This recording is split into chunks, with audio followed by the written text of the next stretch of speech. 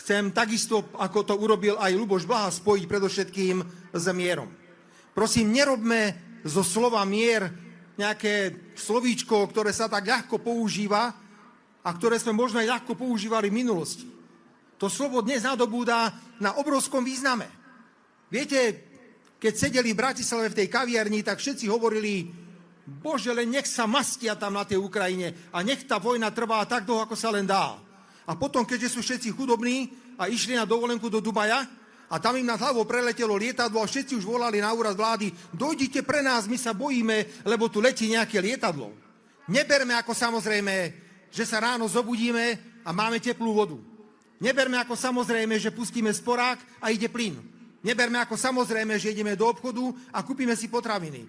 Neberme ako samozrejme, že si kúpime pohonné hmoty. A najmä neberme ako samozrejme, že sme bezpečnou krajinou. Skúste sa ísť prejsť večer v Bruseli po meste. Neodporúčam.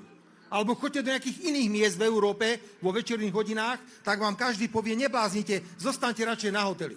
Slovensko je mierovou a bezpečnou krajinou a musíme si tieto dve základné charakteristiky udržať za každú cenu. Za bezpečnosť a za mier. Aj toto musí byť odkaz odtadiaľto z Bánoviec.